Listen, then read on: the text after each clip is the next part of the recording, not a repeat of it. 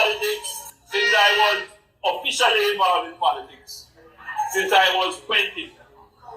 And I became an elected representative at 25. So I've spent more than half my life in politics. I don't do this for pay. I don't do this for titles. My journey in leadership is such that I have passed those things. I have dedicated my life for the transformation of Jamaica. And that journey started right here in Spanish Town. I was born at the Spanish Town Hospital, but immediately went to live with my great-grandmother at 56 Cumberland Road. I went to a little basic school in Hampton Green. Then I went to Spanish Town Primary. I was there on the shift system, like everybody walked to school. I do see some people who will stop me every now and again and say, you know, we were in class together. And then I went to St. Catherine High School. So because my journey started here with you, I can identify with you. And you can identify with me.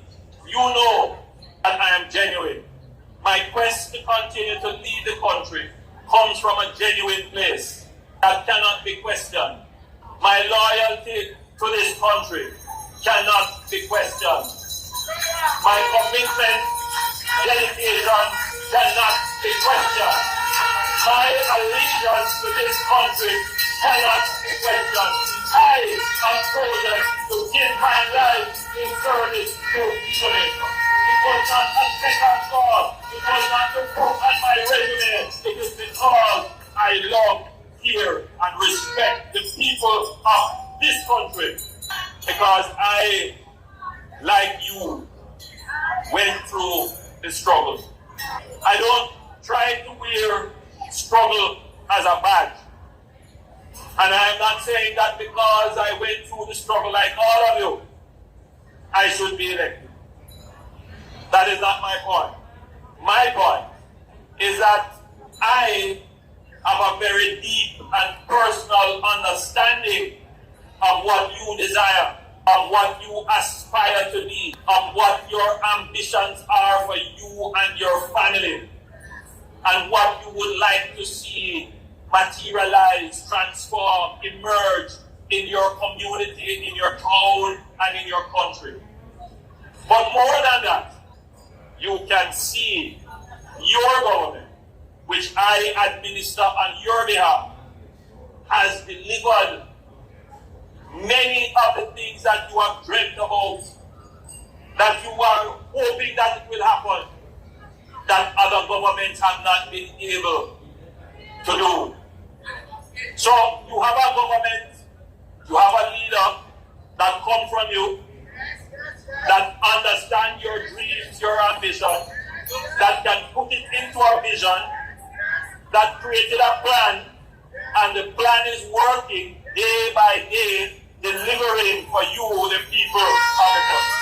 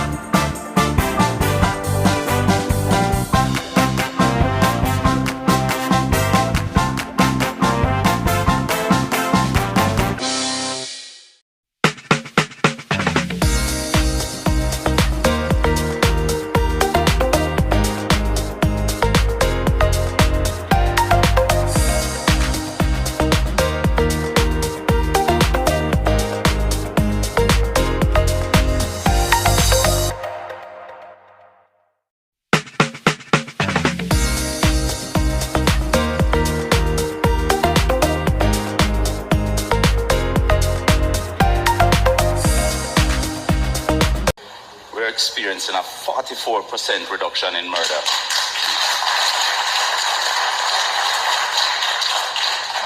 A 20% reduction in major crimes.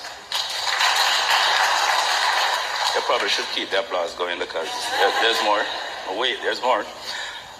So for the first quarter in 2025, we saw the lowest number of murders in more than 25 years.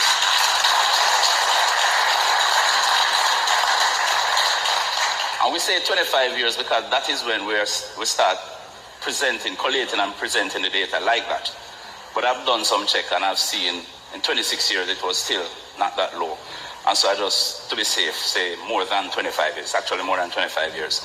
In February this year, saw the lowest monthly figure in more than 25 years.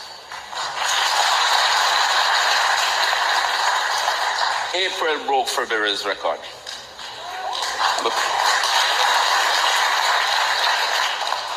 And May has traditionally been, for more than a decade, the highest number of murders recorded in any month, every year, May. This year, we decided it's not going to be. It's so much so that for 7 years we suspended sports. Because we had to have the police out there. Sports usually happen in May, so we said probably because police is not on the road. That's why it's happening. But we suspend sport and we still have murders every year in May. Last year, May recorded 134 murders. This year, May is the second lowest month in 25 years. With a more than 65% reduction over May last year. I mentioned that the first quarter was the lowest in more than 25 years. We're in the second quarter. We have completed 2 months. We're in the 6th day in June and the final month.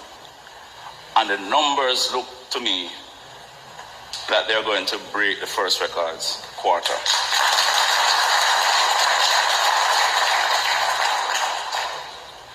And so, ladies and gentlemen, as we march on, we have to remember that there's still a lot more work to be done. We have to continue. We have to remain resilient.